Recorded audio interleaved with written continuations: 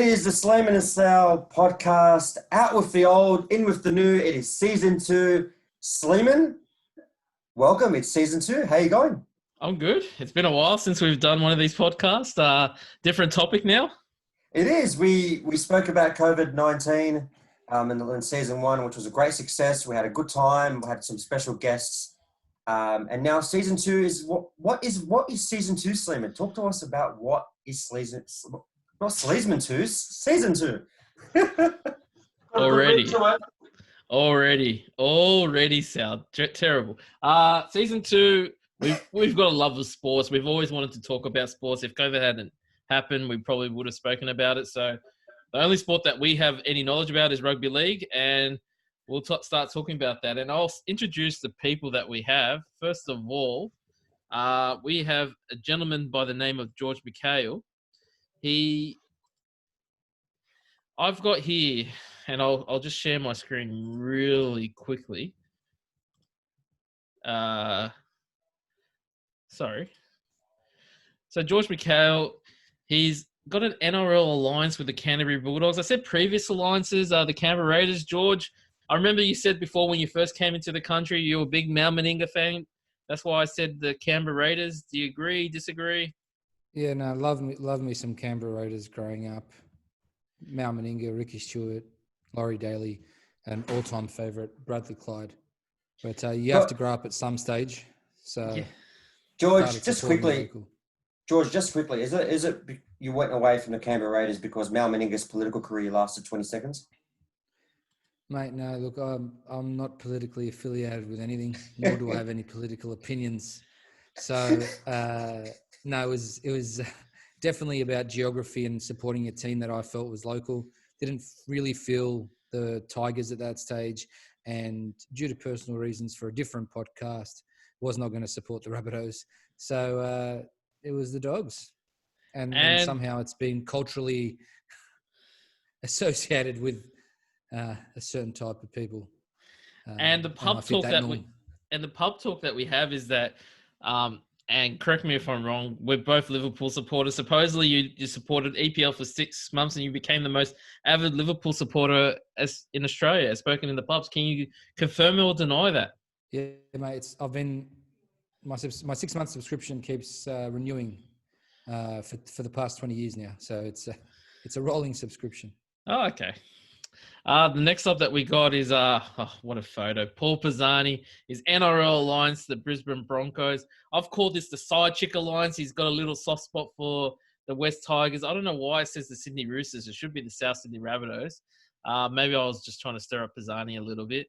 And the pub talk that we have was a Maroon supporter until he discovered his love for James Tedesco and recently has turned to the New South Wales Blues. Pisani, welcome.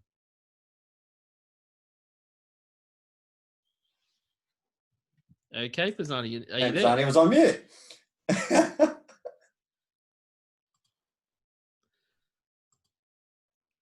Pisani, you've muted yourself. Can you? Sorry.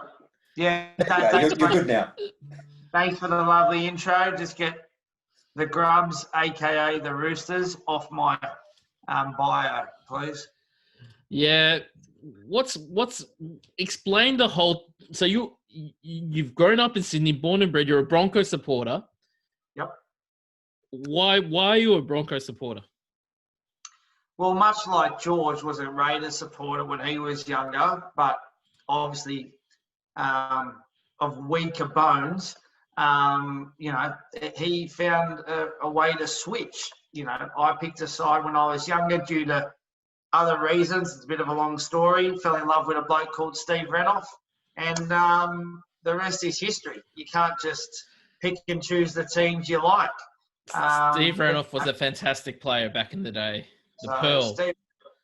The Pearl, Alfie, they were my boys, and unfortunately, I got stuck with a couple of other players. I won't go straight into hating on players, but we can do that later in the thread. We can definitely fire up. I know one of your favourite players was a former Bronco and Jordan Kahu. And now you were a Maroon supporter, and now you've changed to the Blues rightfully, and we applaud you. It's a big move. It was the right move, I believe. Um, I'm a Broncos fan first and foremost, and growing up as a kid, once again, all my favourite players played for Queensland, hence why I went for them. Then you take a few trips up to Queensland and you see what they're like, and you go, well, I don't want to be associated with them. We've got Queensland viewers, Paul. Yes. Just to add to that. Hello to Pauline and all her friends. Get the ratings up, Sal. Get the ratings up. We're trying. When I was younger, I was a fan of Steve Price, Norton, Darren Smith, and Hetherington. All played for Queensland. So I supported Queensland for probably 4 or 5 years just because all my favourite players were playing for them at the time and all Canada players. So I get it. And I'm a club man first. Anyway, we digress. On to the next fella, Sleiman. Yes. The man of the hour. Well, talk about NRL lines. We're now going to James Tong. He has no NRL lines. His alliance before tonight after hearing a shoulder injury was John Bateman. His failed alliance was Jason Taylor, the non-premiership winning player. And Pub Talk is his alliance can be bought cheaply.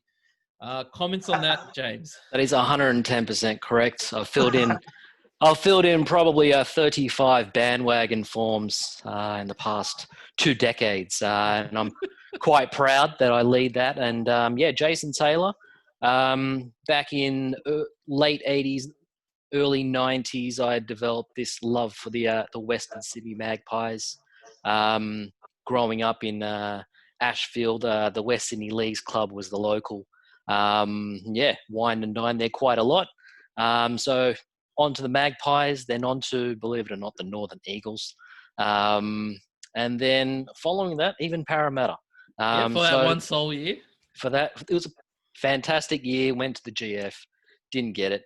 That is my journey. I have a question for James. Sorry. Yeah, go ahead, George. With all the different bandwagons, have you ever won a premiership? Wow. No, I'm serious. I'm interested to know. Has that ever led to it? GMAC obviously wants to know because GMAC only goes for teams where the bandwagon ends with winning. That's right. Tampa Bay, baby. I'm proud to say that NFL is probably the only one that I haven't had a bandwagon with. I agree. You've always been Philly an Eagles fan. I've always been an Eagles fan, and that year we decided to win the Super Bowl in a year that we probably shouldn't have won. I definitely have tasted a championship once, but it's definitely yes, Sal. James, is there a coincidence that majority of those clubs that you mentioned have derailed? Well, it is a bit of a coincidence, isn't it? Don't support any team, please. That's why. I can be easily bought. I'm usually bought for a couple of hours every Friday, Saturday, and Sunday, if the bets are on. I have my sneaking suspicion. James has been a secret Canterbury Bulldogs supporter for the last 2 years, maybe 3. Well, I am in the vicinity. I am in the vicinity of the Bulldogs. Keep doing it for another year, please, just so Dean Pay can go out. But anyway. Let's move on. And I think our first topic will be, so we'll go through a couple of rounds, how they went. We'll talk about future rounds. But because we haven't really had an intro, I thought we'll start talking We'll start talking about what currently happened, but also will lead into future, like we're looking down the horoscope, what we predict in the future. So first of all, which team impressed in round 3? Pisani and I, we both went with Parramatta. George and Sal went with Canberra. They had a really good win against the Storm. And then James went with the tie with the Panthers, which was a little surprising. James, why the Knights? Well, if you look at it, Ponga was not in the side. You lost Pearce. You lost Watson. You lost your spine pretty much very early on. You also had lost. You don't have the services of Fitzgibbon. Jaden Brayley wasn't in the squad because he's out for the year. They were up against the all odds. They were down early and they just decided, you know what, stuff it. We're going to put in the hard yards, and they came out with a draw. I can't believe they even came out with a draw. especially after that start. So Yeah, they were down Knights 14 truly nil impressive. very early, and they didn't look like scoring. And then they scored that try just before half time that just gave them a bit of life. Which Yeah. But are we more impressed with the Knights or more disappointed with that Panthers outfit? Yes, they're question. missing Cleary. I thought the Knights turned up, G-Mac. I thought the Knights turned up. They were my second pick. And the only reason I didn't tip them is I wanted it to flow a bit. But I do think the Knights is they were the most impressive team that aren't going to win the comp. So the reason I went with Para as the most impressive is I think they're at least a chance of winning the comp. But if we're doing it in a vacuum, who was the most impressive, unlikely, that could have been a lap.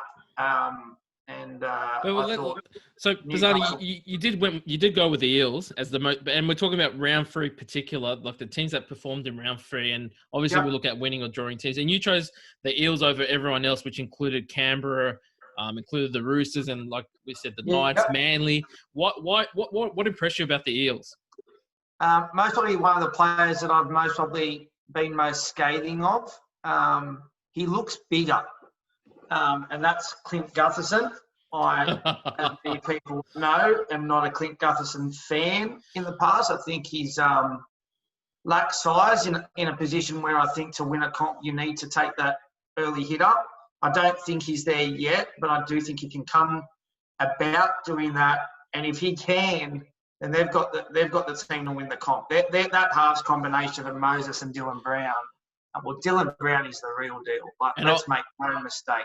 If his back can be injury-free, he's ready to go. And I chose the Eels as well, and I was very impressed with Mitchell Moses. I thought the first 3 rounds he's been well pre-COVID and post-COVID. Yeah. Well, currently, not post-COVID because COVID's still going on. But, yeah, I thought he was very impressive. And like you said, they don't have a dominant player, but, they don't have, other than Moses, I guess, they don't have, a Fafita or a Haas or something like that, but a Bateman when healthy. But I think just all around the park, they're really, solid. And can someone explain to me why Sean Lane doesn't get more praise for his... I think he's going to. They need to win more, G-Mac. Once they start winning, him and Madison are arguably going to, if they can continue to win and they win a comp, they'll come into contention to be New South Wales. I don't know if they're both New South Wales, but the following year, if those two can really put it on, I do think they definitely come into contention to be edge back rowers for New South Wales. They're big, they're rangy, they can hit a line, they've got some ball playing skills. But at the end of the day, success is what makes you, what makes you make those rep teams. And I think Sean Lane's coming to his own. On that note, it's around the corner. On that note, gentlemen, about Parramatta, weren't we saying the same thing this time last year when they had that good start and then they just crumbled at the end? They just couldn't keep up their fitness. They just looked tired when up to the final season. Well, this was the finals, and then they derailed. Do we think that's going to happen this time around again? No, they've clearly put in effort on the defensive end. After the Broncos victory, those people who know me, I've been very critical of the Broncos for a while from a defensive structure standpoint. You can have a whole bunch of athletes that can win games, but if you can't tackle, you're not going to win finals. I think that's what impressed me. Their defensive structures on the last weekend were pretty good, although they didn't need to do a lot of defending. We'll find out how good they are this weekend against Manly. But defensively, people say Michael Jennings should retire. Ridiculous. He still got that. He still has that burst. Correct, and he can tackle. If you could tell me who do you want to have for the next 2 years, Michael Jennings or Katoni Staggs, I'll take Michael Jennings. The bloke doesn't miss a tackle. I do like Staggs. Staggs is a good player. I'm saying for the next 2 years. I'm not saying for the next 10. If you want to win a comp, you need to be able to tackle on your line and read defence. Katoni, at the moment, is too young. Now, he's the player I want to have for the next 10 years. But if you want to win a comp we're talking about this year, we're not going to win nothing. We can't tackle. In the middle of the park, on the edges, We can't tackle. So until we learn to tackle, we need to score 36 points to win a game of football. We might do that 5 or 6 times, 10 times this year. We're not going to do it 4 weeks in a row in the finals. Anyway, and just quickly, and then very valid points. And we'll talk about the Broncos coming up in a couple of slides where we're going to talk about teams that disappointed, might continue to disappoint. But just quickly, Sal and George, I'll lead with Sal. You guys chose the Raiders. It's pretty clear-cut why. They had a very impressive win against the Storm. They just didn't let anything through. Their goal line defense was incredible. Yeah, that's why I chose Raiders. Their defensive effort against Melbourne, we all know Melbourne, was just fantastic. The amount of times they defended their line, Melbourne only put 6 points on them. Canberra had 45 possession of the ball. So I just saw something in Canberra or just amazed me. And that George Williams is just, he's that structured halfback that you rarely see in the comp. But that try assist that he had different. wasn't very structured. It was sort of ad hoc. He just took the line on. It was supposed to go right, but he decided just to run straight. Yeah. Well, I mean more so his defense as well. Yeah. He's just a very old school type of player, which is refreshing to see. I like that. You compare him to Mitchell Moses. Mitchell Moses is dancing, prancing all over the park, but he's a solid player. I think Mitchell Moses has improved on his defense. No, he has, but I mean, they're two different players. George, do you want to add anything to that quickly? Mate, just super impressed with the Raiders. Again, I believe the game was in Melbourne. They went down there. They beat them, I think, for the third time in Melbourne now. Kept them to 6 points. Melbourne wasted a lot of opportunities where I think the game could have been closer. But kudos to Canberra for shifting their style of play to suit the new game of rugby league. And I'll touch on that later with my assessment of the Storm. But again, echoing Sal, George Williams looked fantastic. It's what Canberra has been asking for 5 years now, a solid halfback that is consistent, has been consistent over the first 4 rounds, and by all accounts can do that for an entire season. So good forwards, good back line, some structure. They've removed some of the brain explosions that they've had in that team. Could be detrimental in the long term, but at least it provides them more consistency. And that's why they're my favourites. And I really was impressed by them. Well, we spoke about favourites, and now I think we should go on to the teams that disappointed us. And it's no-brainers. Sal was the odd one out, but we all chose St. George Dragons. George, do you want to continue talking about that one for us quickly, and I'll pass it on to the others. And then obviously Sal chose the Titans.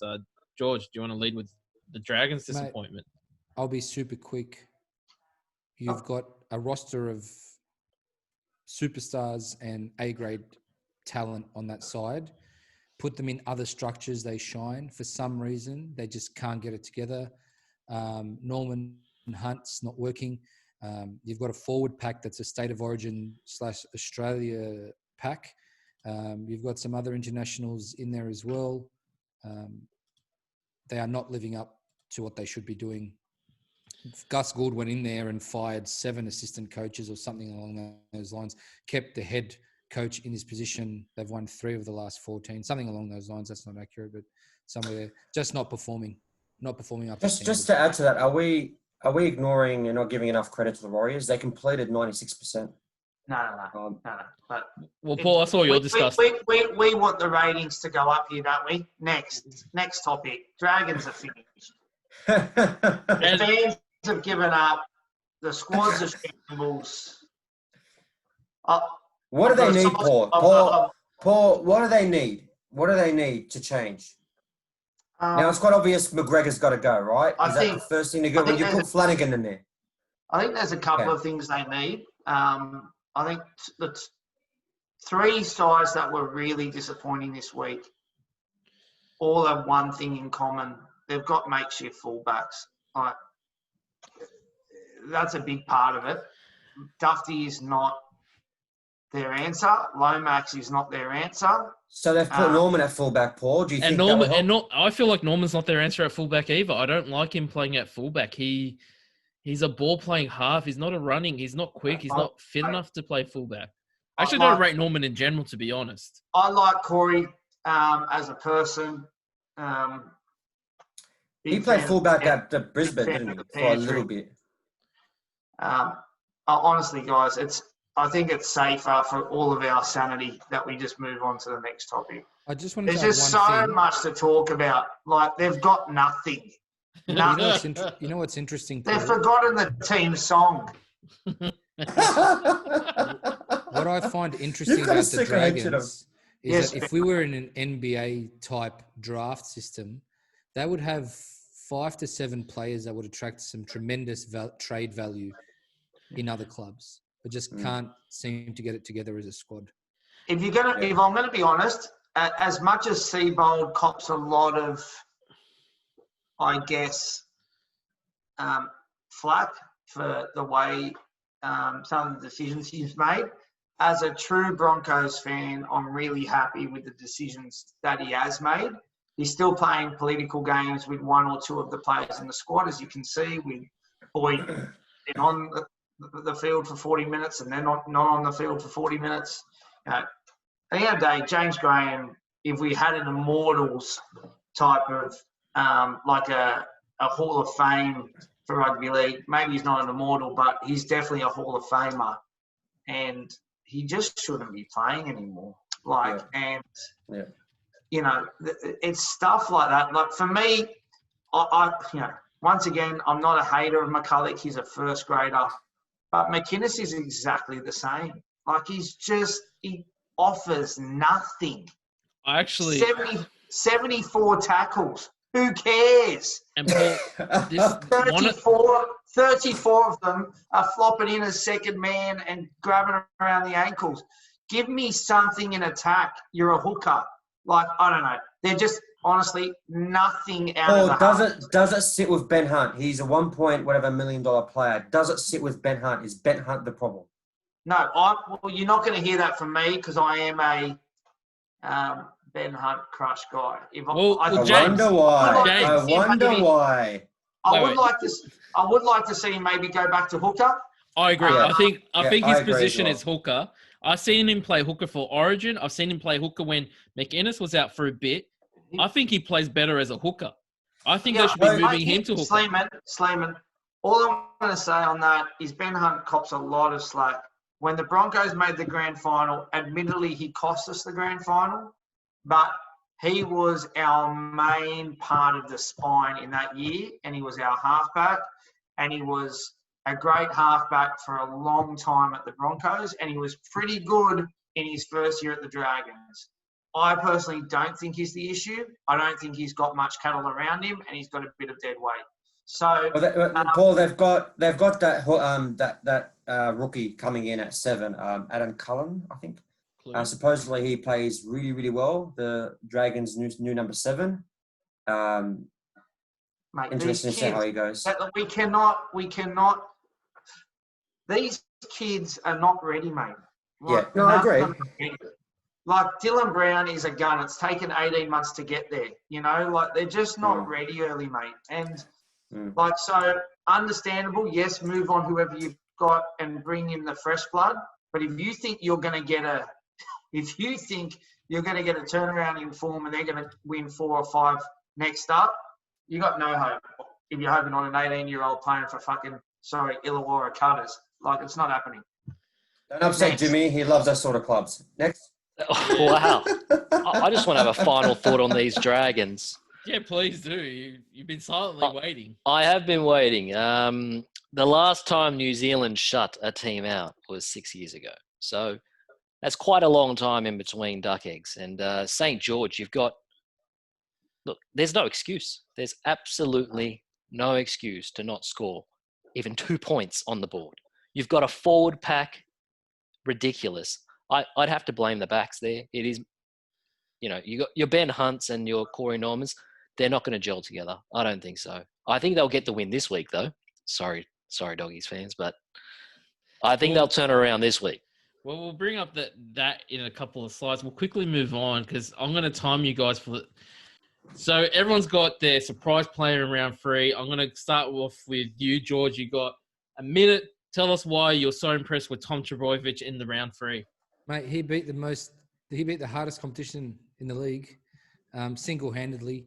No, look, he could have played anyone on Sunday night and performed. He could have scored 5 tries, 5 line breaks.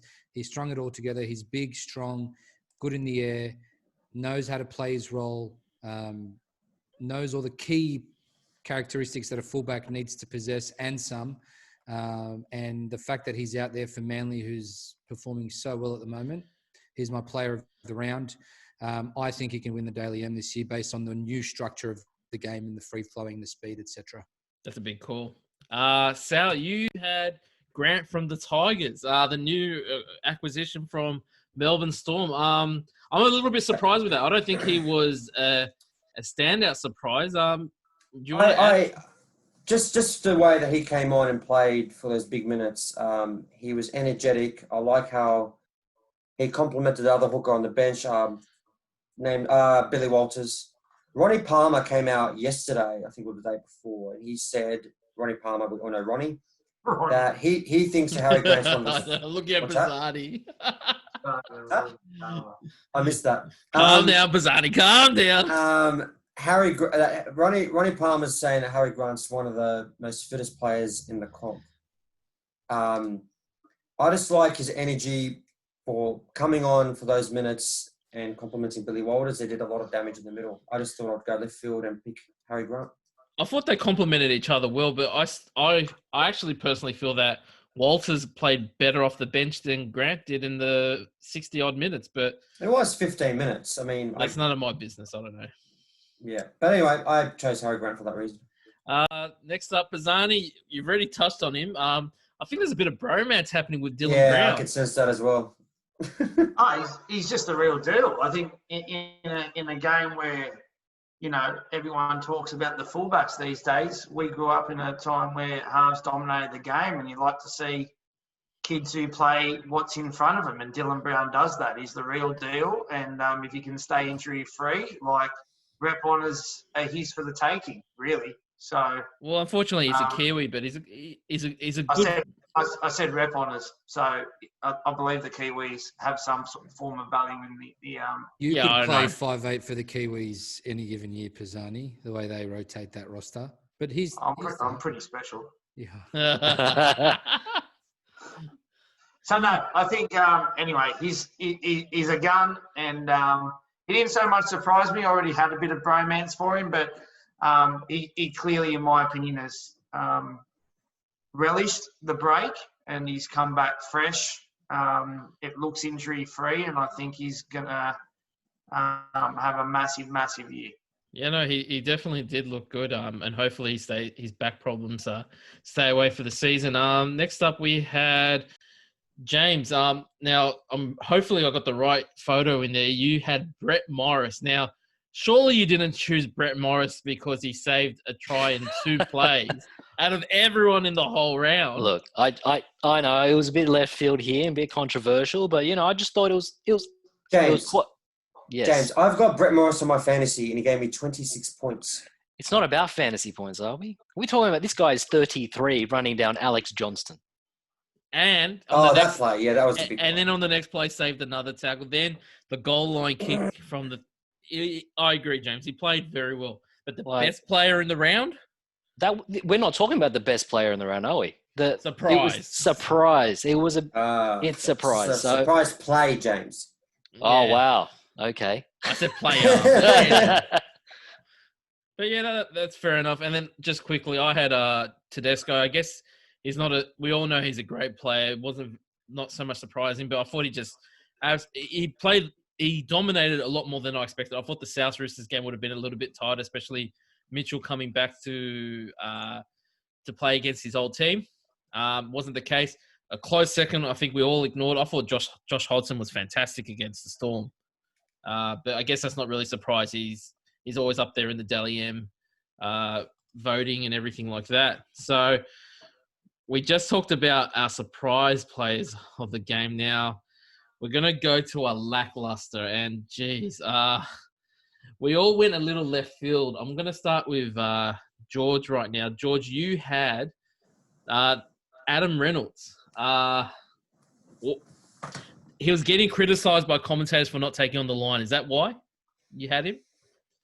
Not just that. I think the game control was poor all round. Without having his halves partner there, I think it was up to him to control the game, to get the forwards moving, take some pressure off Damien Cook, because now this all became Damien Cook's era of rugby league all of a sudden overnight with the change of laws, etc. But you can't just do that with a click of the fingers. You need to set up play. You need to marshal the troops. And I just think he could have done a better job. That game is supposed to have a little bit more to it than what the scoreline suggested. And now, so I'm gonna stick to the same game because in the same team, you also James, you had your fantasy player, but your guy Latrell Mitchell. He's my guy. He's had a disappointing couple of rounds. He's had, coming into this match, I was definitely hoping that he was going to really turn it up against the Roosters. If there was a game to really show up, it was this one. Against Tedesco, and he gave him a nice shot. I think it was in the first half, but yeah, in terms of the stats, in terms of turning it around, his performance in the first two just wasn't there at all. 101 meters he gained all up in that game, and it's just not something that you would expect from a fullback. No, he's not a full-fledged fullback. He should be back in the centres as soon as possible, but that is what you're supposed to do. Don't mention that to Pisani, Jimmy. He still hasn't answered me on WhatsApp. I asked him 5 days ago to tell me why he's a fullback, and I'm still waiting for a response. Well, Pisani, this is your opportunity. Why do you disagree? Anyway, he'll come good. We'll have this conversation a bit. If you could buy one of 3 or 4 players in the comp, Latrell would be one of those 3 or 4 blokes. If he's not, you haven't watched enough of Latrell, and you definitely haven't watched the last 10 minutes of the grand final last year. And those type of players, you want to have their hands on the ball.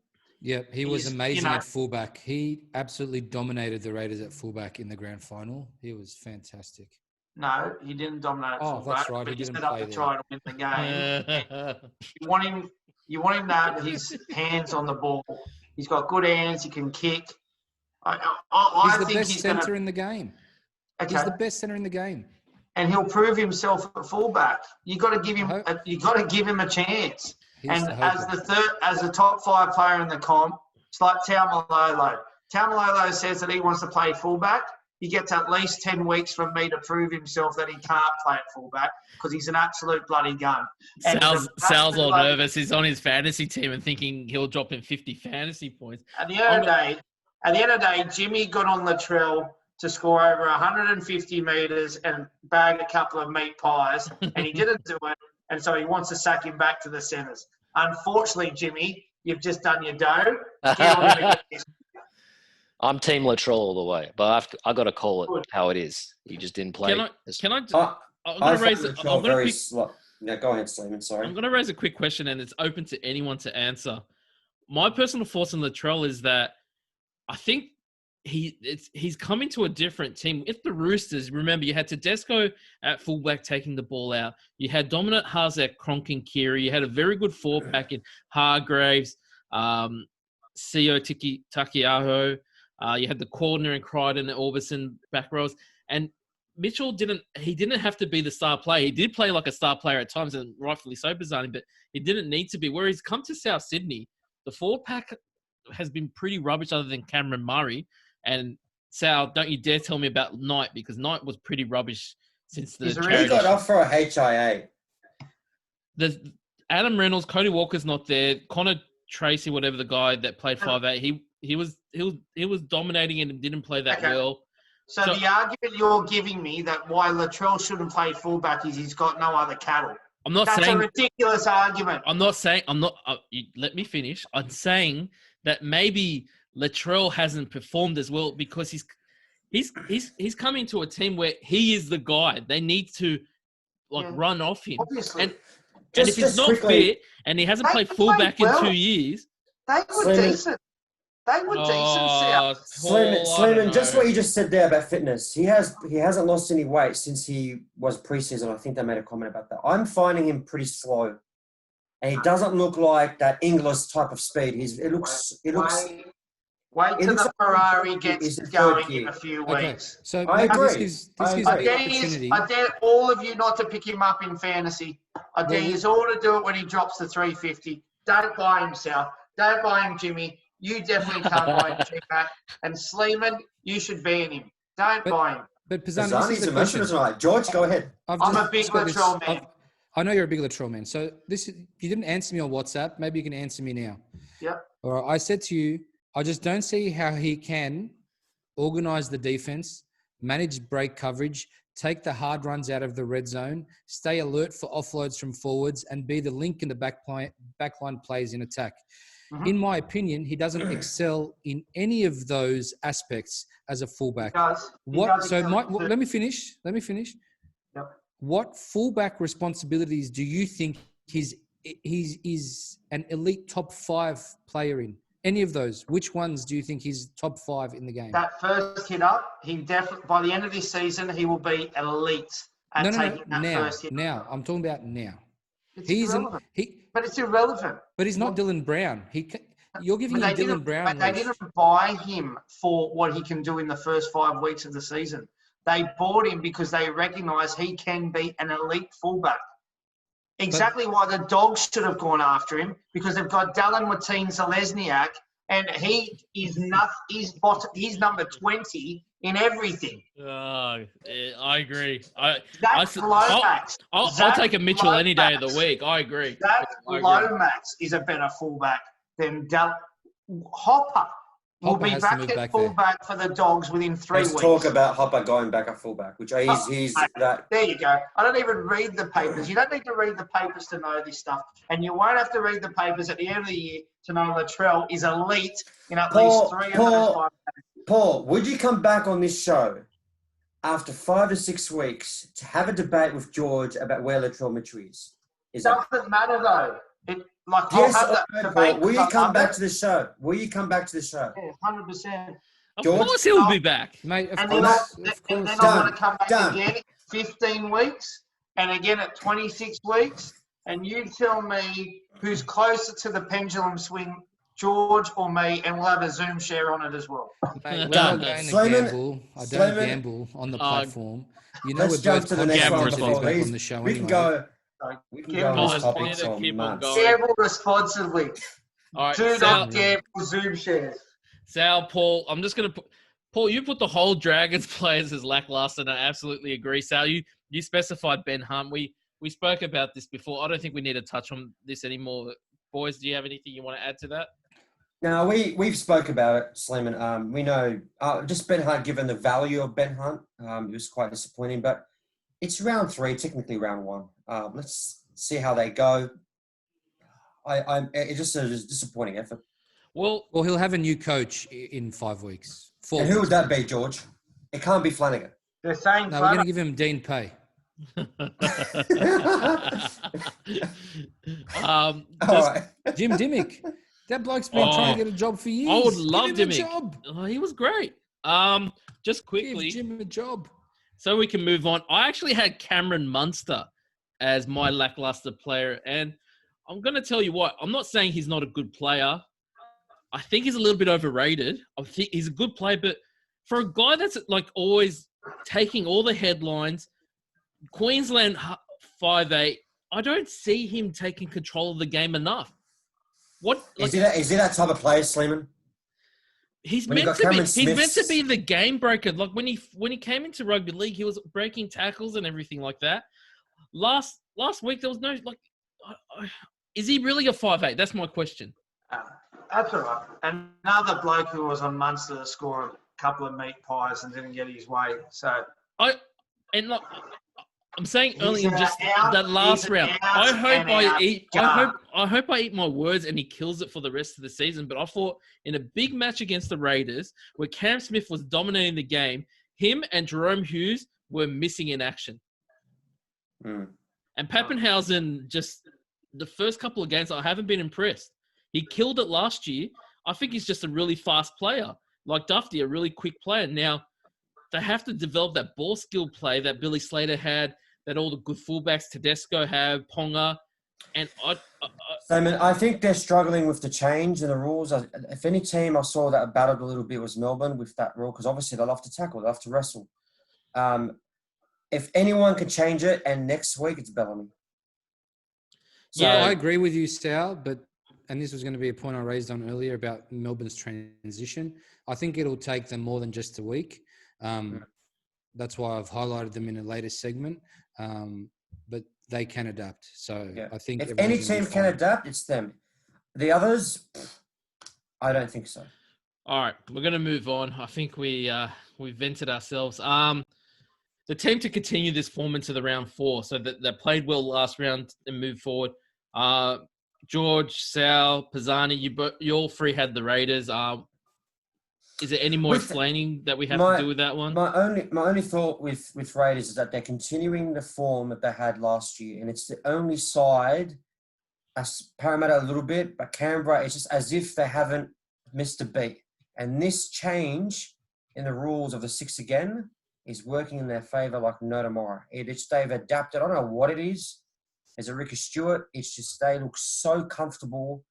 It looked like they could play another 80 minutes. That's the way that they looked at the end of the game. It's just great football. I want to hear from Jimmy. I know they held on to the ball, mate, but surely. Are you talking about my Warriors? Your Warriors. My Warriors pick, sorry. Well, James, you had the Warriors as the team to continue on the form. Yes, look. They are now based in Australia.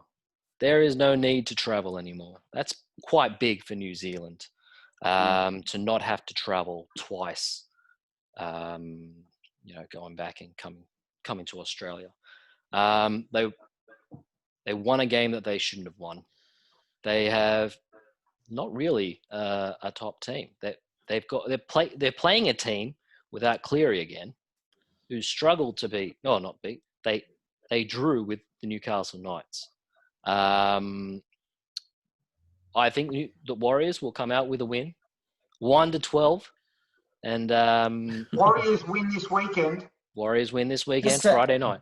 James, just to add to that, I said it before, they completed 96%. Last year, they were completing around 60%. The travel thing may be a huge thing to them. What are the odds, Sal? What are the odds this weekend on that game? Because for me, Penrith are $1.05. It's not that far tracked. I think they're all like it. I think Penrith are at $1.50 or $1.60. Penrith are $1.42. Gamble responsibly. $1.42. $1.42. The way that $1.42. That's better than a term deposit. The way that the Warriors played last week reminded me of the Dragons under Wayne Bennett, where they played that boring style of football where they just hit it up and didn't create errors. And it does work at times when you don't have to chase points. And the fact that the Warriors had the lead, they had no reason to throw the ball around. But I think if they go behind in a game, that game plan goes out the window, and then it's a whole different ballgame. They got Carl Lawson playing in the centers this week. I know he played. That is the most straight. He came on for 5 minutes, whatever, and it just looked. I don't know what that is. Are they lacking players because they can't fly anyone over? I don't know. Another hooker on the field? Why not? Maybe they've just gone with blokes who can tackle, mate. It's a big thing for them. If that's the same lineup. Let's see how it goes. Against Dean Farre? I hope it goes well for them. Against Dean Farre? But Pisani, you're taking the Panthers as a term deposit this week. Oh, mate, that's government backed.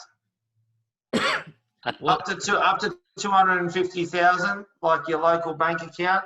That's government guaranteed. That. JMS, I'm going to take you on a bet. I'll take the Panthers. You take the Warriors. Loser has to shout the Euroshop hot chips with extra chicken salt. It's a large too, for sure. Yes. Wow, mate. Between us two, it'll definitely be a large. I had the Sydney Roosters to continue on well. I thought they played very well against the Bunnies last week, and unfortunately, Pisani, they got the Broncos, and I think the Broncos, with Jake Turpin in doubt, Staggs out. I think there's another couple of other players out. Alex Glenn is out. Fafita's still out.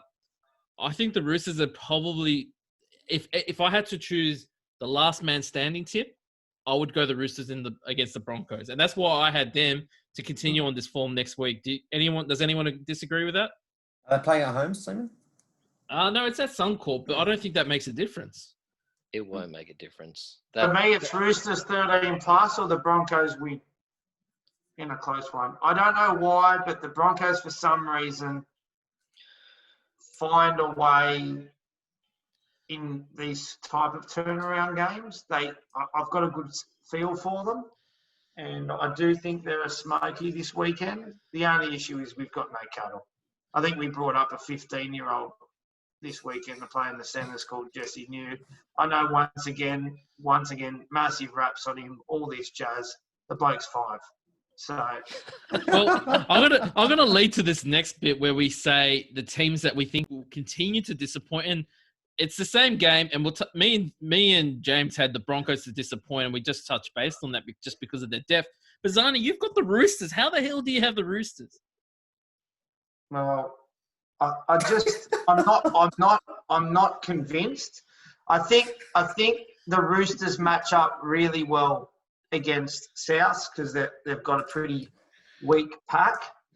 I think, was Stapo in the pack for the Bunnies on the weekend? Lee Stapleton. I'm pretty sure he started for the Bunnies in the front row on the weekend. So all I'm saying is that the Broncos have a monster pack, and if we can get into the wrestle and the tussle early on, unfortunately the referee decided the Broncos weren't allowed to touch the ball for the first 15 minutes of last week. So I'll give you that. You had only 5 possessions or something like that. we had 33% of the ball for the entire game, mate. So, as much as I can get on the Broncos, and I'm not the biggest, optimist I'm a realist when it comes to them, I do think it can be a very different game this weekend. And the likes of Matt Lodge, Payne Haas, Flegler, Carrigan going at the Roosters pack can make it very different. And if our backs can actually learn to read a line and defend, we're half a chance. Well, I'll quickly move on. George, you had the Bulldogs to continue to disappoint. I think it speaks for itself. The team on paper is pretty low. I just don't know. As a supporter, I just don't know where the change is going to come from. I'm still bitter about Des leaving the club. That's for another thing. But I just don't see the talent. I don't see the talent coming up. We keep talking about this salary cap that's going to be made available to us. Who wants to come and play for the Bulldogs? Do you have pieces, G-Mac? Do you have pieces? I think, personally, you've got pieces, but you need $2 million to fix 4 massive pieces. But I do think you've got pieces. Look, the problem is 2 of our big pieces have left the club. And they were young. And one talent. piece. One of them wasn't a big piece. No. And one piece is made out of glass. One of them was a roughie. The other one was a very mobile forward that in this revised version of the NRL would have been extremely useful. So look, there's a lot of work needs to be done at the club. I don't know what's happening with it. Let's move on to the next person, please. Well, just quickly, JMS, Sal, you had the Titans to still disappoint this week. It's not a bad matchup against the Tigers. Yeah, I'm a guy. Well, the way I think of things is that if there's a new coach, I have high expectations of any club, and I just thought they'd do a bit better. They are missing that X factor in a fullback. That was AJ Brimson. I thought he could really help the club. There is talks of Corey Thompson going. I think that may help. They've got a long way to go. It's just new coach, there's high expectations. So that's why I put them there. That's another term deposit, Sleiman. Committed team versus a loose outfit. The Tigers 13 plus this weekend. Lock it in. Really? I think it's going to be a off close. You go, Sleiman. Do your dough, and then come and complain about a player who wasn't up to the mark. I'm not bold enough to tip the Titans, but I think it's going to be a close match. Tip the Titans. Off you go. The Tigers struggled to beat Cronulla, and the Cowboys struggled to beat the Titans last week. Tigers will put on 40. 40. Oh. They are that committed, but they turn up every set. It's not even. It's honestly not within Kiwi. Okay, well, I'm to be honest. Tigers. It's Pisani versus Tran in year 10 all over again. And believe me, that was a flogging. Oh, jeez. Jeez, Rick, I don't know. We'll move straight to the next topic. Outside teams to make the 8. Pisani, I'm going to start with you. You basically said every single team except for 3 teams are rubbish. That's why I put a rubbish symbol in your name. Pisani, just choose a team. Who do you think is an outsider to make the top 8? But I don't know. Like both of those teams that are out there, I don't consider the Cowboys an outsider. But yes, I think you can lock them in. They're making the 8. So I'd go the Tigers. If the Tigers are an outsider, I think the Tigers are committed, and they don't have to play in front of 5 people at Campbelltown. So they are. So yeah. Well, George, Sal, you both had Tigers. George, your reason for the Tigers is an outsider. They've come 9th, I think, 2 or 3 seasons in a row. Yeah, no, I think they understand the coaching style and method and the expectation. The squad's been built. It's got that ability to adapt to the new game. Mobile forwards, decent backline, all heart, all committed. You've got 17 rugby league players out there. No massive egos, ready to go. I think they'll make a nice run and build on a decent base for the next 3, 4, 5 years to be in finals contention. Sal, you got anything to add to that? I absolutely agree with George. Very quick and short. That's how I like it. Giggity, giggity. I went with the Cowboys. Now, I actually the Tigers just because everyone has that high hopes at the beginning of the season, and as Stephen A. Smith would say about the Dallas Cowboys, what can go wrong will go wrong. Is my opinion of the Tigers. There's always this false hope that they're going to go well, and they capitulate at the end. I like watching the Tigers play. I do want them to be successful. I've gone to many of Leichhardt games, even though I'm not a Tigers fan. But they just capitulate. Last year against the Sharks, they were playing at Leichhardt, and they got smoked. The year before that against the Dragons, and they were in form, and the Dragons were in a losing rut, and they lost. They got hammered. I don't know what's different for them to turn the leaf over. They've got the Leilua brothers, and they're hot and cold. They've got the brain explosions. Pisani, you're waving your hand. Help me out. Yeah, well, you need to get sacked. We're talking about outsiders. They're a top 5 premiership hope, and you picked them as an outsider to make the 8. I didn't pick them as an outsider. I took the Cowboys as an outsider. That's what I'm saying. They're a top 5 premiership favourite. They're not an outsider. The Cowboys are paying like $17 just to even to win the premiership. They're a top 5 favourite. No, so I've got here Canberra, Melbourne, Para, Roosters, Cowboys. Then you got Canberra, Melbourne, Para, Roosters. Then you got Manly, Cowboys. Then you got Newcastle, Penrith, Brisbane, South, West Tigers, Cronulla, Warriors, St. George, Canterbury, and the Titans. Well, you got to remember, as an outsider as well, remember the Cowboys didn't make the top 8 last year. Yeah. So that's the reason why I've got them as an outsider, and I consider them an outsider. Okay, but what I'm saying is that you picked a 15-1 pop, and the Tigers are dead set 50s. That's a roughie to make the 8. All right, that's fair enough. Let's not forget they got Michael Morgan coming back too, which will help. I think they look better without Michael Morgan. I think Morgan's been Cowboys. Morgan's Cowboys are a lot. I just So think you are James right, Song needs to Sleiman. give someone else a chance to speak. James, finish it off. You've already started with your love of the Warriors. Continue it on. You've got one game that they played so well in, and now you've got them as an outsider. James, are you crazy? Well, they are an outsider at $101 to win the championship. So that is a true outsider compared to your picks there. That's what we're talking about. Like I said, That's the enough. Warriors are not traveling. They're traveling interstate. That's quite big.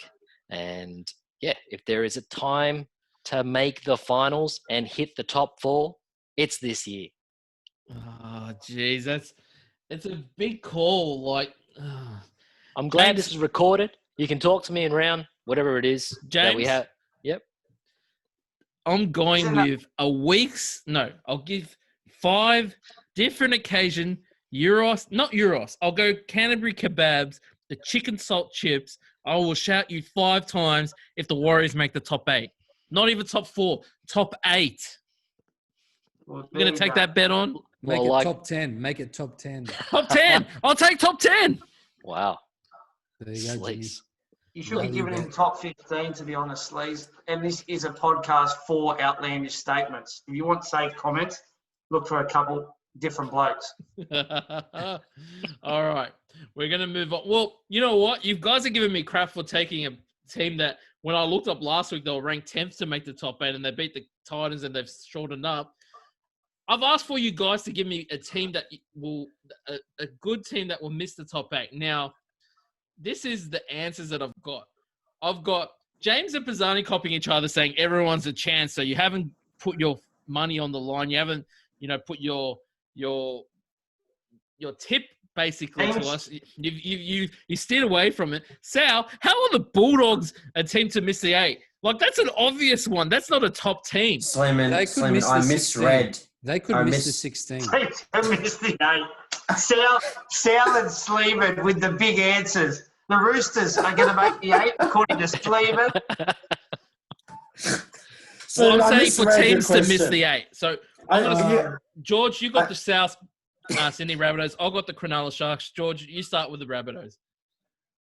Yeah, look, I think they can go obviously one of 2 ways. Either they're going to put together a decent run or it's going to fail miserably. I think it might fail miserably this year. I was speaking to Rabbitohs supporters last year and they didn't have much hope last year, but I think this year everyone's figured out the squad. It'll depend, and I'm going to say this based on my conversation with Paul earlier, I think it's going to depend on if Latrell Mitchell is going to fire. They've got a decent backline. Does it perform in standard rugby league games or does it perform in state of origin games? That's to be determined. But I think it rests on the laurels of Latrell Mitchell. If he can be up and running, then I'm going to be eating humble pie. But if it is not going to work out, then I think they'll miss the 8 without Latrell Mitchell firing. So, and I'm betting against the latter. I like the tip, G-Mac. I like the tip. Just because Latrell plays well doesn't mean they'll make it. I've got the Cronulla Sharks. On paper, I think they're a fantastic team. I think it's just going to be the only reason why I went the Sharks because a team that traditionally normally is a top 8 team, sometimes even a top 4 team. They're 0-3. They quite potentially might be 0-4 this week against the Cowboys. I think it's going to be hard. I really hope they do. I've got a man crush on Woodsy. Love you, Woodsy. They got Sean Johnson in the halves. They've got the forward pack. They've got the Fafita. They've got the back row with Wade Graham. They've got Nikora. They've got a good team. I just don't know why they're not performing. And if they go 0-4 this week, I think that it's a wrap, especially when it's a 20-round system. Now, James, you didn't give us an actual tip. Sal, you are skipped because I can't believe you put the Bulldogs, Mr. Captain Obvious. James, who do you think? No comment on this one. I can't really say after these first 3 rounds. Talk to me in about round 6. I'll give you a proper answer there. Round right 6? Now, that's almost a third of the season done. Sleiman, please. James can't bag one of the 16 teams he follows. I guess I won't be coming back in round 6. Unless the Warriors are going well, you might be. No, 100%. Actually, James, who are you support? Honest question. Who are you backing this year? Para still? Are we Para? Or? I'm pretty sure I put Para in my. That's the next question, isn't it? Yeah, it's coming up. We won't spoil it. No. Not who you think's going to win. Who you supporting? Oh, who am I supporting? It'll be the Roosters. Unbelievable. Back Pick the team and stick with it. Let me pin Paul on the screen. Your reaction. Oh, put him on mute. I've been a Roosters fan for the past 24 months. 24 minutes. What a run! What a 24 minutes. Had some great championships. Sleiman, looking at the premiership odds, I can't believe the Knights are in the top 8. So I'll Is say that your tip? go with the Knights. Yeah, I'll go with the Knights. The 2-1 draw. You still don't think they'll make the top 8 with that? And now Ponga back. Is Mitchell Pearce coming back into the side at some point? He's named for this week. So is that Yeah. you writing it off? They won't make the eight. Oh right. dear. Hasn't made a line break since the summer of '69. Oh, They've got geez. your mate Andrew McCulloch though. Oh, mate. One thing they're not going to be doing is line breaks, let me tell you. Yeah, no one's going to fall for that dummy half run. That dummy run from dummy half. It does my head in. It's. I don't know how he's fooled people in the past, but he still does. That's why he's on the big bucks, and that's why we're talking about it. Let's just quickly go through the wooden spoon because I said before this round it was between two teams. Now I think it's 3 teams except for James Tong that won't agree. It might be 4 teams, but myself and Sal went with the Bulldogs. George, Pisani, James, you went with the Titans. I think before this round, Warriors were a chance. After seeing this round, I think the Dragons can be a chance if they don't start firing up a little bit. Realistically, it's between the Titans and the Bulldogs. Gentlemen, I'll start with you, James, just quickly. A match between the Titans and the Bulldogs to not win the wooden spoon. Who wins the match? To not win the wooden spoon, Who would win in the Titans and Bulldogs match? the Bulldogs would win. Really? 100%. The That's Titans are absolutely depressing to watch. They They've don't got- care. Slim. They've got the players. Have you watched the Bulldogs match? We don't even know how to score points. Sleiman, you put a Kieran Foran in there. Does it change your decision? A little bit, but I'm not optimistic that Foran can last the rest of the season. He'll probably play 2 weeks and then something else will go wrong. It will play 2 minutes. Yeah. Pisani, you're confident that Titans are a worse team than the Bulldogs? I had the Warriors at the beginning of the season, but you can't argue. As I've said all night, you can't fight a team with commitment. That's why I'd still go to the Dogs. I still think they care about the result. The Titans just don't care. The Titans and the Dragons have lost all motivation to play football. And so for me, they are the 2 worst teams in the comp. And if I was starting again, they would be the 2 franchises I want to steer clear of. The Dogs, I think, have some pieces, a lot of salary cap. If I'm a Dogs fan, I've actually, I'm in the kennel. I'm not barking. But I think there's going to be some time to bark in the next 12 to 24 months. And George, you've gone the Titans as well. Yeah, look, as much as I'm not impressed by the Bulldogs, they still have heart. And heart can win some football games. You can still grind it out. Where the Titans have just no one gives a shit, to be honest. No one cares. So you guys think that under Justin the new coach, you think it just won't add this kind of push to get out of that wooden spoon? I just think if Canterbury lose this week, Pay's in big trouble. Yeah, but Pay's in trouble. Whoever comes in, the Dogs will lose half or more of their first couple of games and always seem to string together some games at the end of the year that maybe give them good momentum. And they've done that 2 years in a row. But George, They'll beat the Bronx. They'll beat the Bronx round 20. We'll need Harawanawa really turned it around for us too. He was a big impact to the team. Can I just... Yes, he did. I picked him in every fantasy draft that I did. Have they been excommunicado from the club for sure? I heard there was an appeal. I just wanted a yes or no. Is there an appeal process? I don't know. I don't think so. Okay. Anyway, yeah, but I think they can at least string 1 or 2. Like they can have a winning streak that will propel them over the Titans. Right now, from what I see in the Titans, there's no heart. Their main man is out for the season. It is what it is, mate. It's just a dumping ground for somewhat talent to get overpaid. And excuse the pun with Pay, Sal, the Bulldogs. We're pessimists, unfortunately. We have no. I'm usually an optimist, Slim, but I want Pay to go. I want the board to go. I can go on for hours. All right, we'll leave it at that. No major sponsor still. Not a major sponsor. That's a disaster. That is embarrassing. It is. Dib had the connections, Paul. He had the power, the political power to get the sponsorships. They kicked him out because he lacked passion and culture. They get this new board, and now look what happens. It's all about self-interest. Don't So you're a Dib They fan. were worried. No. What was happening was they were worried about the influence a certain culture had over the club and where the sponsorship was coming from, where the money was coming from. Look And at so it they now, just wanted George. to realign. And I that get hasn't that worked back. out. Yeah, it hasn't. It hasn't He's worked out. friends with Uncle Nick. Like now, Guys. these guys are who's Lynn Anderson bringing in? Who's Steve Price bringing in? It's just you got the wrong people in the wrong chairs, mate. Guys, we'll leave that for another podcast to talk about, especially if the Bulldogs continue their slump. Minor premiers, I think we'll touch base on this really quickly. Me, and James and I have gone with Parramatta. James, I went Parramatta because I'm not saying that the Raiders aren't the better team. I just think that the schedule for the Eels is a lot easier than the Raiders, and as it's been publicised. Is that how you went, James? I think they have a complete team. And that's what we touched A base complete before. team.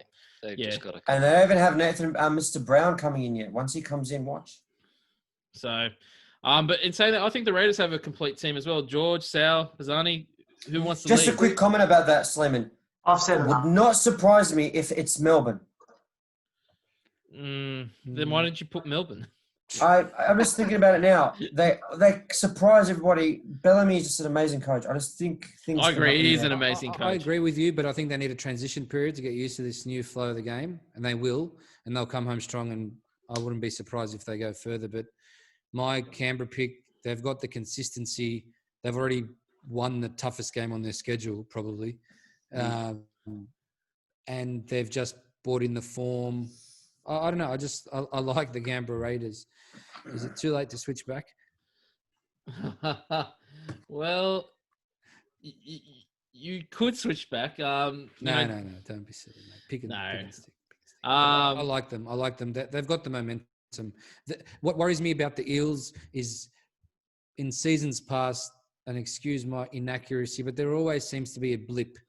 Yeah. You know, they win 2 out of 5 games, and it, you know, in somewhere, yeah, and it's usually at the end of the season. And that's It's what Sal usually at the touched end of the base, season. yeah. It's for a run out of gas. That's fair enough. But in fairness, they lost Nathan Brown. What injury? what are your thoughts? What injury? What injury? No, he did was Nathan suspended. Brown was yeah. suspended.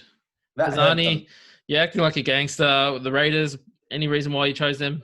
Minor premiers? I didn't look at the schedule. They're the best team in the comp, 1 to 17. So, subject to injury, they most probably start favourites every game until they lose one. That's not the case. I don't even think Para should necessarily be favourites this weekend. So, for me, Canberra are lock-in favourites until they lose a game unless they play the Roosters. And so, for me, minor premiers needs to be a team where, you know, you're going to be them as while we've knockout. been on this call, Bateman's been ruled out indefinitely. He's going to Wigan. Well, he's going under the knife tomorrow, apparently. There you go. He's not that important for them. He's all right. He is important for Jimmy. I think Next one, I think Sleiman. Tarpanay is going to get his time to shine now, properly. If he doesn't get injured. This is a question that I really hate people. Joseph Tarpanay. Big fan of his since his time at Newcastle. And I hope he isn't a biscuit because I'm a big fan of the boy. This is a question that I hate people asking, but I think we got to ask the tough questions. People predict the grand final winner and who will make the grand final. 20 rounds and plus the finals is very tough, but 3 of us have chosen the Raiders to win. Pisani, you've gone the Storm, and Raiders not even to make the grand final. You've gone to Storm Eels grand final with the Storm to win. James, you've gone an Eels Roosters grand final with the Eels to win. Basically, there's 4 teams that we're saying that are dominant. Everyone, we say that. I think Pisani and James, you mentioned that there's 13 teams that can make the top 8, but realistically, we've basically said there's 4 teams that can make the grand final and win it. Is that right? I think there's one other side. What side is that? The outside of that you tipped. I honestly think if they can get 17 men on the field, I think they can tackle. I think the Cowboys are massive, massive smokies to win it. That's fair enough. George, Sal, Raiders to win the grand final. And this is pre-Bateman news coming out. I think they played well without. I mean, subject to injuries, George Williams has turned his side into something they always wished to be since the Mel Meninga days. I just find it. We're in They're round 3, aren't we? adapting. They're Yeah, adapting I it. know. They're adapting. They're adapting to this new rule better than any team, in my opinion. Who's that? Raiders. The Raiders. Raiders. And look, I It's round 3. I agree with you, Jimmy. Like, actually, there's another team. There's 6 teams. Who were the 4 that we said, Sleiman? We said the Eels, the Storm, the Roosters, and the Raiders. And now, so that's the 5th team was the Cowboys. And Manly. Manly's got to be in that list. If they're fit, if they're that fit- get number ones on the field, forget it. It's over. They're in any If game they, of because Paul, if they had that hooker that's been suspended, what's his name? Fainu. Yeah, then yes. Obviously, Levi, you know, he's not much of a tradie, let alone a footballer. But, you know, it's – I just think their front row is unbelievable. Like, that Alan Fanua-Blake, where has he come from? Paul, it's all comes down to if Tom Trbojevic can play a full season without getting injured. Oh, yeah. And if Marty Tapau doesn't get suspended for 6 weeks in round 19, they're a chance. So, you know. They're probably the smokers under Hasler. They're massive. They can tackle. And those fringe players that was sort of okay have now had 2 seasons of being first graders, like your Brad Parkers. Ruben Garrett's got a full season, knows how to read defensive lines. And you've got blokes like Curtis Sirenen. What? Unbelievable. Like, they're proper first graders now. Joel and Thompson. I just think they're ready to go. Yeah. Joel Thompson. Joel Thompson's killing. And we haven't even mentioned that probably an underrated forward, Jake Trbojevic. He's not underrated, but he's unbelievable. Unbelievable player. Captain. So then, Pisani, why did you go with the Storm?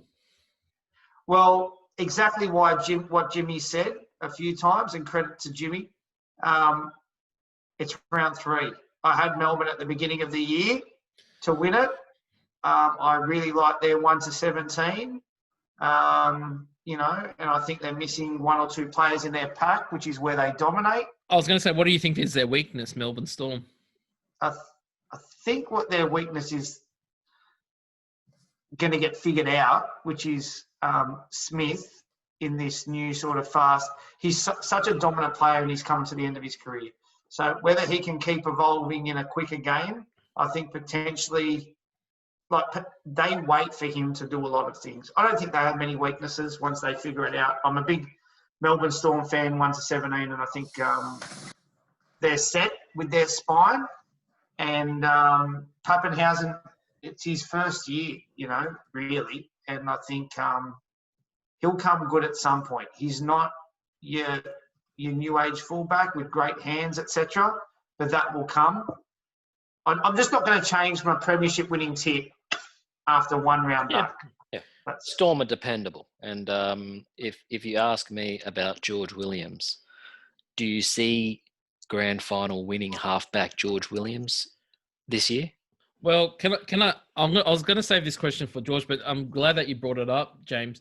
George, you tipped the Raiders, and I'm going to ask you, because we're touching on last year's grand final. If they had George Williams instead of Aiden Caesar, do you think they would have won the premiership last year? Yes. Look, Aiden Caesar has a lot of flaws in his game. I just think if you ask me to create a squad right now, who do I take in both their primes? And from what I've seen, I'll take George Williams. Otherwise, Aiden Caesar would still be there if he was the right. Where is he now? Did he go to England? Look, I don't know where he is. I think he went to Huddersfield or something like that, or Halifax.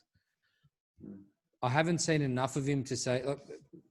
My grand final is Raiders Storm, because I know Storm are dependable, just like Jimmy said. They're going to come through. They have a monster pack, absolute monster pack. They've got defense for days with Finucane making 1 million tackles, and still being able to run the ball. And their back line is good. So they're going to adapt to this new style of play, no dramas. And I think here's a tip: they're going to knock off the Eels in the semi-final. And that's why I really like. I think the Cowboys are smokies. I think you need a big pack when it comes finals to, you know, and McLean and Malolo, but they've got Hess. They've got some serious players. Hess And that new looks good again. hooker, At that new 17 hooker, we've got to have a bet for the fans out there. I'm saying at $17, get on the Cowboys to win it. You need value. We found one for you, fans. Get out there, chuck a tenner on it. You'll be able to buy half a Zoom share by the end of the season. And gamble responsibly. the new And- hooker they've got there, Paul, is looking good too. Yeah, he is. He Reece is. Robson, yeah. Yep. James, I'm going to let you finish it off. You actually, so we've talked up. You're a big fan of the Melbourne Storm, but you've gone an Eels Roosters grand final, and I think the Roosters is similar to Melbourne, where they're consistent generally. But you've got the Eels winning it. Yep. Look, the Brown Moses pairing, Reed Mahoney, Clint Gutherson. That spine. You're talking about top three. They were very consistent last year. Unfortunately, Brown did go down. I think he only played less. He played less than 17 games. That's for sure. Yeah, And, maybe I think he missed like 12 weeks with that back injury. So Exactly. So I'd say with him in the lineup and healthy, we're talking grand final. They lost Ma'u, and they're still producing meters But like that. they got a Ryan half decent Matheson- back. Yeah, Sal. They got Ryan a half- Matheson is quite decent in the middle. I know I'm being quite biased. George said it before. They come to this period at the end where they only win 2 out of 5, and then they lose gas. They do it every year. Do they do it this year? No, Like Paul said, Gutherson's looking very fit. And even I've read it somewhere, the Parramatta boys were saying Gutherson's the most fittest they've ever seen him. Subject to injuries and how, I mean, Warriors, James, just to touch base quickly on that. What happens if they miss their family and they just lose interest by the time it's round 16, 14? Who's What happens that? then? Warriors. Well, if the Well, their travel bubble's family- there, the travel bubble might happen in around July and August. So do they Yeah. go back? But I mean, it's all Will they subject go to a lot of different It's things. Sal. They've had this is a group of players who's been starved of success. If they're winning come round 16, mate, Mm. they're gonna be fire in the belly. They've made a Absolute commitment. Fire. Yeah. Mate, if they're winning for another 2 weeks, it's a miracle. So good on the Warriors. They deserve it because, to be honest, they're a big part of what we're seeing at the moment. And I think every rugby league fan should be standing and applauding what they've done to leave their families. And I, for one, hope they win every single game for the rest of the season. All right. All right. Well, Sleiman, I'm going to take control of this segment if you don't mind, very quickly. Sure. We've got. I'm going to go through every single game this week. I'm going to choose somebody, and then you give me who wins, and quickly, in 3 to 5 words, why. Bulldogs, I'm going to go backwards. No, I'm going to go frontwards. Let me have a look here. Where am I? Bulldog, I'm going to go backwards. No. Why don't I just share my This screen? website is not working for me, Sleiman. Just look at my screen. And All right, talk. here we go. Broncos and Roosters. Sleiman, who wins and why? I think we touched base on that before. Roosters quite easily. I know Pisani said Roosters 13 plus or Broncos in a tight game. I don't think the Broncos have any chance at all. Pisani, I'm happy to shout a meal at Blackwood Pantry if the Broncos do win. But I really, I think that. Sal said quick, Sleiman. Okay. All right, thanks, all I'm Sleiman. gonna say. Panthers and Warriors. Jimmy, who wins and why? Oh, I think we went through this again. Warriors. I've got. Is that a surprise or what? Yes, Based it on- is. Oh yeah, we got chips on the line for this one, so that's fine. I've tipped the Warriors. I'll be on the Warriors if you know what I mean. So I've got it. Done. Storm and Rabbitohs. Paul, I know you're pretty passionate about this game. Who wins and why? I think Storm, they'll find a way to win. That's it. They're just Thank you, Paul. they're more disciplined, more ready. Bunnies need more time. They'll come good though. All right. Eels and the Sea Eagles. George, who wins and why? It's a tough game, right, George? Jeez, you give me That's the the toughest toughest one. That's game. It's a Bankwest Stadium. A match of the round. I'm going to go with the Eagles. So My man. And I agree. Bye. why? 2 words. Des Hasler. Oh, you're a Thank you, George. Haslam. I've got them. I think they're going to win by 2. Cowboys and Sharks. I'm going to Sleiman. Cowboys and Sharks. I just want to touch base. Sharks on paper look fantastic, but they're just not performing. I just think the Cowboys are going to win. The Sharks should win, but the Cowboys are probably going to win. That's all I'm going to say. All right. Raiders and Knights. I think this is going to be a really good game. Sunday afternoon. Paul, who wins and why? Raiders flog them. Did you say Raiders flog them? Connor Watson. Raiders flog them. Raiders flog them. Not even close. Kathy Freeman, close. 400 metres, 2000 Olympics. Oh, jeez. All right. Titans and Tigers. That was a tongue twister. George, who wins and why? Tigers. 1 word. Titans.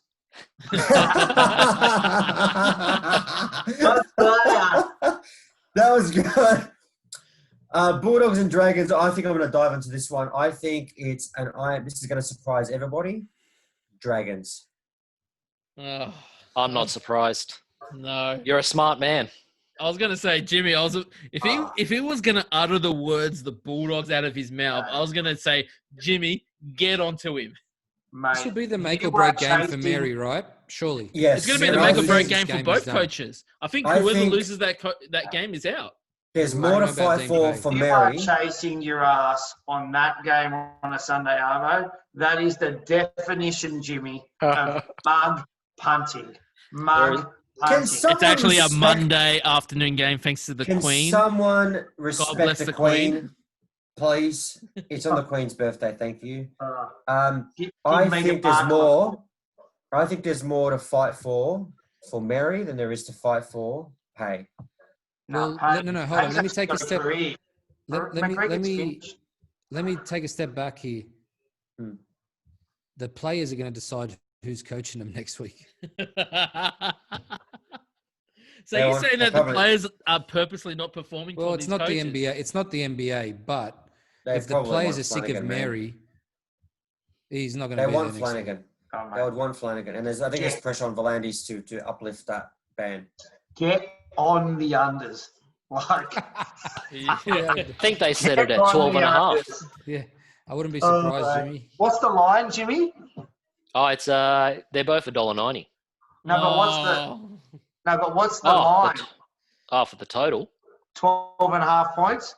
This Can has you- turned into a gambling bonanza. this podcast. Mate, Sponsored we by want ratings, Sportsbet. Sal. Can you believe it? What 38 age? and a half is the total. 38 and a half. Hey, term deposit, unders? Pisani, term deposit? 38 and a half. That will do. 3 term deposits already we found tonight for the fans. One of those teams is going to score 0 on the weekend. Penrith. It wouldn't into surprise the me, George. Tigers, It would into not the surprise unders. me. It would not I surprise think- me at all. I think we've spoken too much about these two low teams. Sal, I think we'll wrap it up. Yes. Well, gentlemen, any last words before we get into round 4? It's great to have the footy back. And I thought I think the players need a pat on the back for such a long break, first round back. I thought the quality of football with no crowds was fantastic, to be honest. And I'm really looking forward to round 4. Oh, And George- fake noise. I was going yes to or say, no? George, Sorry. the fake noise wasn't that bad. Mate, I It's was not watching Boston on TV. It's I not don't Boston mind it. Celtics fake noise, but, you know. I don't mind it. I like this. I like the change in the ruck will evolve. and the noise is. I think it's great. But in Melbourne when I don't know who it was made a line break and he scored, the crowd noise went up and I went, we're in Melbourne, man. That wouldn't happen. You know what, Sal? It needs to be consumer driven. The NRL needs to create an extra tab and have 5 or 6 options. Cheer, boo, It sounds boo like the they do ref, though. something, and then it's all crowd controlled. You just vote for it. Oh, on an app, right? And a special Bulldogs option where you can throw bottles onto the field. Wow. Well, on that note, And that's the end of season 2. And the stupid George- cowbell from Melbourne. Oh. Viking clap. George, Paul, Jimmy, thanks for coming on. It's season 2, episode 1. I think we had a lot of fun. Will you guys come back? I'll definitely come back, and it's much, as Paul said, it's much better to speak about the NRL than other topics, especially COVID. So thanks for having us. No, thank you very much. I'll be Until back. then, That's the Sleiman, best brain dead hours of my life. That was unbelievable. Sleiman, I'll leave it to you to end the episode. Guys, thank you very much. Next week we'll touch base on more of the rounds into details. No idea who the special guest. Maybe these three guys will come back next week. We don't know, but gamble responsibly because I think we did a lot of term deposit bets in there. I can't wait for the Euros chicken salt chips or the Canterbury kebab chicken salt chips. I just can't remember which bet is which. And enjoy your week.